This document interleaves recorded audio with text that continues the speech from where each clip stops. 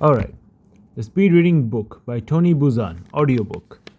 Number 6, Guiding the Eyes, a new speed and range reading technique, from page 67. Preview. Who is right, the baby or the educational system? What's the best way to use a guide? Self-test. 3. Summary, high IQ action points. In this chapter, we discuss the eye's need for a guide when reading and learn how best to use such a guide. This technique, in one all fell swoop, reduces backskipping and regression, improves speed and comprehension, allows you to expand the number of words taken in per fixation, and is far more relaxing for your eyes. In the mental arena, it is often the first step that is the most difficult. Successive steps become successively more easy. Each advance is a greater advance than the previous advance. The more you learn, the easier it is for you to learn more. Who is right, the baby or the educational system? When a baby or young child is first learning to read, what is one of the first things he physically does? He places his finger on the page. We immediately tell the child to take his finger off the page because we know that this technique slows him down. Why, though, does the child do it in the first place? To maintain focus and aid concentration. Are we being logical, therefore, when we tell the child to remove the finger? For surely, if the finger were slowing the child down, the logical response in order to enable him to maintain his focus and concentration would be to ask him to speed the finger up. Let us delve more deeply into this subject by asking the following questions. Do you ever use your finger to your thumb, a pencil, or pen in any other form of visual guide when you are looking up a number in a telephone directory? Yes. Looking for a word in a dictionary? Yes. Looking up an item or information in an encyclopedia or reference work? Yes. Adding up a column numbers? Yes. Focus on a point you are about to note? Yes. Showing someone else a point or a page to which you wish them to pay attention? Yes. Reading normally? Yes. Most people will answer yes to at least half of these questions, and many yes to all of them except the last one. Isn't it extraordinary that we all use guides when we are reading it virtually every situation except normal reading, when we have been specifically instructed not to do that, to which we are naturally inclined? Indeed, the prejudice is so deeply ingrained that if you walked into a senior professional's office and saw him reading a book using his finger, you would immediately downgrade your opinion of his intelligence. So, what is the truth of the matter? Is it better to read with a guide or without a guide? Let us find out by means of an experiment. The experiment. This two-part experiment is best done with a partner. In the first part of the experiment, you both sit facing each other, approximately 60 centimeters, 2 feet apart, with your arms folded and your heads still. Now, one partner imagines the perfect circle approximately 46 centimeters, 18 inches in diameter. The imaginary circle should be about 30 centimeters, 12 inches in front of the eyes. The person who is imagining the circle follows its outline exactly with his eyes. Both partners keep their arms folded, and the second partner looks very closely at the first partner to see exactly what the partner's eyes are doing. The partner who is imagining the circle should be feeling what it is like to move the eyes perfectly around its circumference. Do not exchange any information about what you have seen and experienced at this stage. Now simply reverse the roles with the second partner imagining the circle and following it with the eyes, while the first partner watches their movement. When you have completed the exercise, exchange information on what you both saw in your partner's eyes and what you felt while you were following the imaginary circle. Almost without exception, this first exercise produces a shape which is very far removed from a circle. It is more like a battered line in figure 6a below, and most people find the exercise difficult. In the second part of the experiment, you and your partner sit exactly as you did before. This time, one partner aids the other by tracing with their forefinger a perfect circle in the same place. As the imaginary one was, the partner who was not tracing the circle follows the tip of his partner's finger all around the area. Figure 6a, pattern showing unaided eye movement attempting to move around the circumference of a circle, while 6b figure, pattern showing aided eye movement around the circumference of a circle, which makes a very good circle. Okay, continue. Circumference. Now noting how the eyes feel as they follow the fingertip. The partner who is guiding follows closely as before the eye movements of this partner. When this has been completed, reverse roles and then discuss what you noticed about your partner's eyes and your own. During this exercise, do not whip your finger around too quickly or in multiple circles, and do not try to hypnotize your partner. Most partners find that in this exercise, your eyes follow the guide smoothly and are more comfortable doing so. This is because the human eye is designed to follow movement, because it is movement in the environment that gives much survival information. So it seems that the child was correct in these actions, and so were you whenever you use a guide to assist you in any form of information gathering. As this exercise demonstrates, eyes following a guide are much more relaxed and efficient. What's the best way to use a guide? As your eyes is designed to follow a guide, as you probably used a guide as a child for your normal reading, and as you have also probably used a guide in different aspects of your reading throughout your life, it is very easy to relearn this skill. It is best to use a long, thin object such as a slim pen or pencil, a chopstick, or a knitting needle. This way, the guide does not block your view of the page because you can easily see around it. For this reason, it is not a particularly good idea to use your hand or finger unless no other guide is available, because both the thickness of the fingers and the volume of the palm will block much of your vision. To make the most effective use of the guide, simply place it underneath the line you are reading and move it along smoothly. As you read, do not attempt to jerk it along in ideal fixation groups. Your reading brain will instruct your eyes where to stop as you move the guide smoothly along the line. As important the question at this juncture is, do you need to move the guide along the entire line? The answer to this question may be found in the common knowledge that speed readers read down the middle of the page. This is often misinterpreted as meaning that their eyes go in a straight line down the center. This is not the case. What they do is to read down the middle section of the page. This is because the eyes can see up to 5 or 6 words at a time, so they can easily fixate after the beginning and before the end of the line, thus taking in information to the side. Okay, the guide therefore minimizes the amount of work the eyes have to do, keep the brain focused, and gives you constant accelerations in reading speed while maintaining high comprehension. It takes less than an hour to re-establish this mental habit. The IQ section at the end of this chapter gives suggestions for practice. In the following self-test, you can combine what you previously learned about your eye movements with what you have just learned about guiding your eyes. It is advisable to practice using the guide for 2 minutes on material you have already read in this book, and then to jumpstart into the self-test. Self-test 3, Animal Intelligence by Mowgli. Part 1, A Whale of a Communicator. A Canadian scientist has found that killer whales speak a number of different languages and a number of different dialects. The differences between the dialects can be as seen as small as those distinguishing regional dialects of any national language, or as large as those between the European and Asian languages. Super Intelligent Linguistic Club. This finding places the whales in a super intelligent linguistic club among mammals, a club that includes humans, major primates, and harbor seals. Current research suggests that sounds produced by other mammals are determined genetically, although there is a growing band of researchers who consider that most animals are far more linguistically intelligent than we have previously assumed, and are species wide and individually creative in their communication. John Ford, curator of marine mammals at the Vancouver Public Aquarium in British Columbia, has been studying communications between killer whales for a decade. He observes that killer whales' dialects are made up of the whistles and calls the animals use in communicating underwater. These calls are quite distinct from the high-energy sonar-like clicks that the whales emit when navigating by echolocation. Killer whales are actually members of the dolphin family and are the largest in the family. Their name is a misnomer, there being no record that one has ever attacked a human. On the contrary, there are a number of records that these whales, like dolphins, have often helped humans. Whistling whales. Perhaps a movement should be started to have them renamed.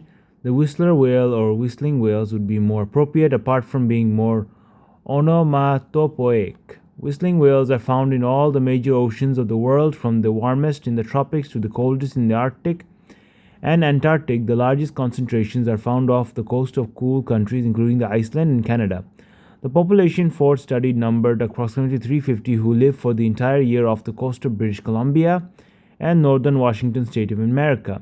The whales have formed 2 separate communities which roam through adjacent territories. The northern community, which consists of 16 family groups or pods, ranges from mid-Vancouver Island to the southeastern tip of Alaska.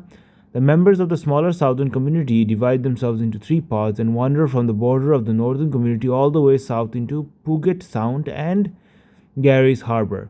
Fortunately, most sounds produced by whistling whales are within the range of human hearing. Ford's research is therefore easy to carry out. He simply dangles a hydrophone over the side of the boat and amplifies the sounds electronically, recording them on a tape recorder. Through his research, Ford has been able to identify the dialect of each pod. He has found that on average a pod makes 12 discrete calls. Each member of the pod is able to and does produce a full set of whistles and calls. The system of these whistles and calls is different both quantitatively and qualitatively from those of other dolphins and whales. Most calls are used only within a pod, but sometimes one or more are common between pods.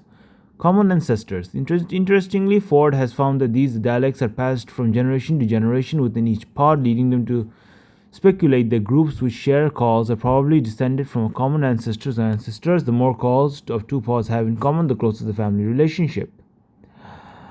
This phylogenetic link between dialect and pod has enabled Ford to estimate how long it takes for a separate dialect to emerge.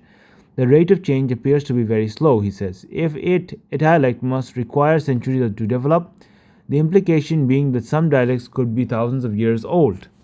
One new focus of Ford's research has been the correlation between the behavior of whistling whales and the calls they make. So far, he has not found a great correlation, although he has found that calls are faster, high in pitch, and more frequent when an animal is excited. Ford currently believes that taken together, the calls form an elaborate code of pod identity which enables whistler whales to identify fellow members of their pod. This is especially important for keeping the family together when collections of pods known as superpods swim together.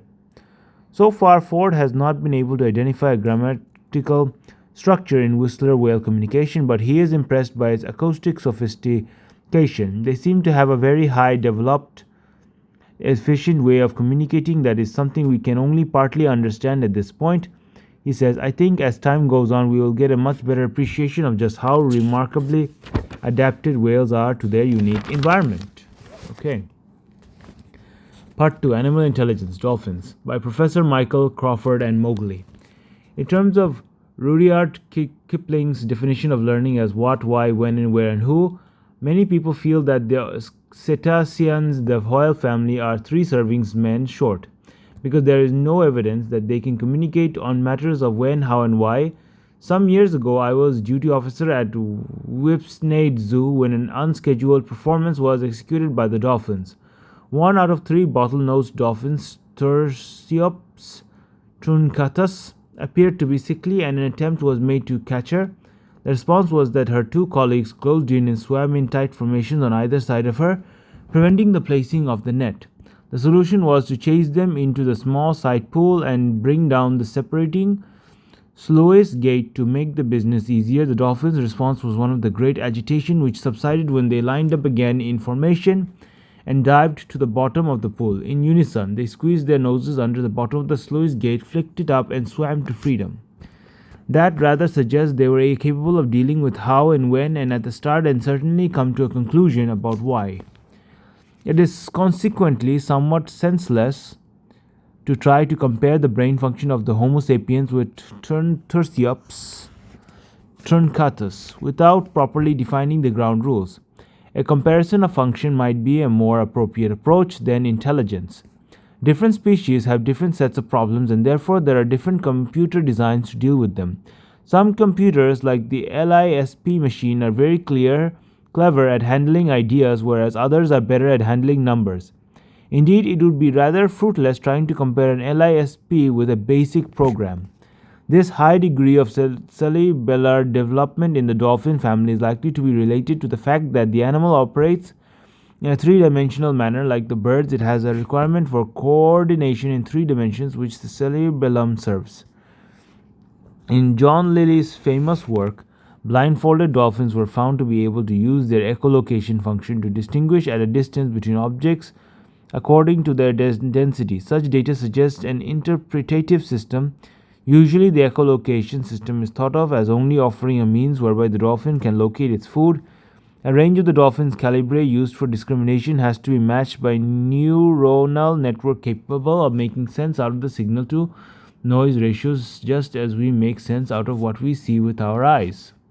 A glance at a baby dolphin's brain suggests a dense rather than loose neuronal packing, and as each neuron makes 6,000 or more connections with other neurons, the likelihood that such a brain does little or nothing with its sensory inputs is, I would suggest, rather remote. It is possible, for example, that the capacity of the dolphin brain offers it a potential for memorizing audio maps of the ocean geography. Indeed, as fisher folk knew, the fish and squid are not just found anywhere but in their own feeding grounds, which relate to the geography and geology of the ocean, its current, rock, and other information on which marine life grows. The dolphin may, for all we know, see sound. It is an extraordinary fact that some people who are unusually gifted with memory may actually talk of hearing color and seeing sound.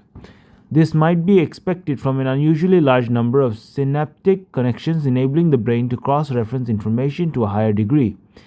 If that is conceivable, it is not also possible that our view of the cetaceans' inability to communicate based on the poor variety of the noises they make is misleading.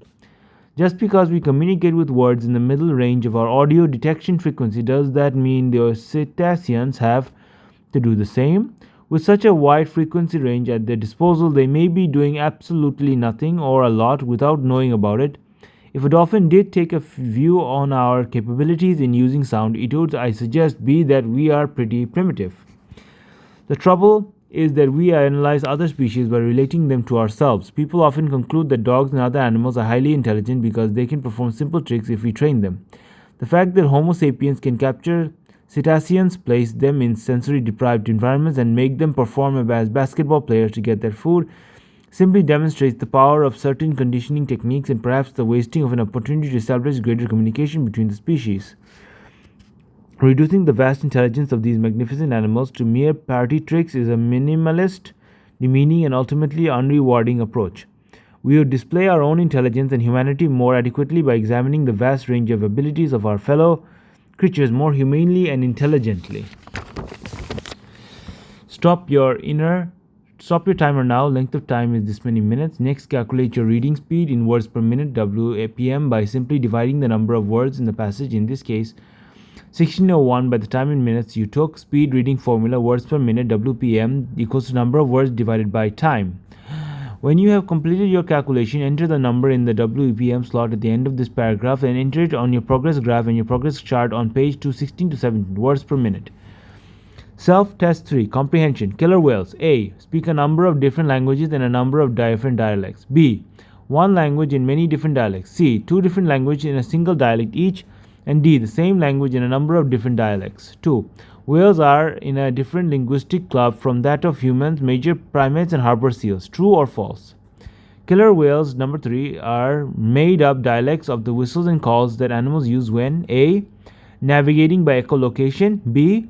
Communicating underwater. C. Making love. Or D. Warning of danger. Number 4. Records show that killer whales have occasionally attacked humans. A. B.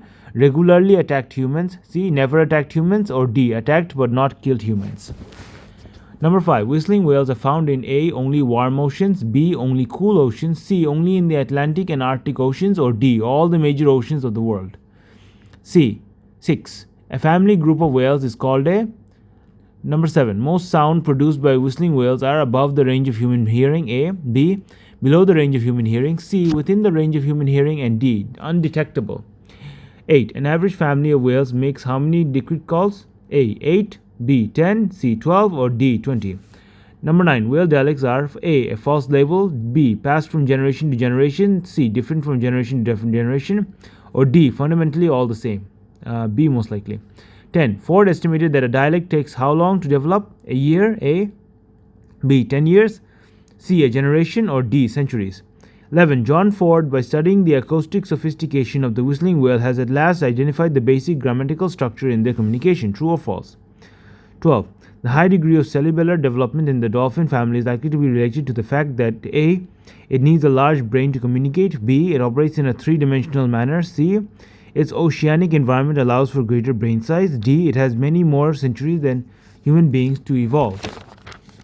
13. In John Lilly's famous book, blindfolded dolphins were found to be able to use their echolocation function to distinguish at a distance between objects according to their A. Shape, B. Texture, C. Density, D. Color. A glance at a baby dolphin's brain suggests a loose neural packing. True or false? 15. Dolphin's brain may hear colors. A. B. Taste sound. C. See sound. B. D. Or D. Taste color. Check your answers against those of page 214. Then divide your score by 15 and multiply by 100 to calculate your percentage comprehension. Comprehension score out of 15 or percent. Now enter your score on the progress graph and your progress chart on page 16 and 17. Summary: the natural instinct of the child is to use a guide when reading is correct. The best guides are slim pens or pencils, knitting needles, or even chopsticks. The guide should move slowly underneath the lines. You need to guide your eyes only down the middle section of the page. The guide increases speed, improves concentration and comprehension, and relaxes the eyes. High IQ action points. Use the best guide available at you at the moment while at the same time searching for an ideal one. Immediately reread this chapter quickly using a guide to do so. Use a guide on the next newspaper and magazine that you read. Occasionally push yourself with the guide reading a little bit too fast for comfort. This will gradually strengthen the muscle of your speed and comprehension in the same way that gradually increasing weights in the gym increases your physical muscular strength. Onward. We have now graduated from the lower echelons of normal fast readers to the first rungs of the speed readers ladder. In the next chapter, we break more boundaries by showing you the advanced use of the guide and taking you into the realms of the super speed reader. Done.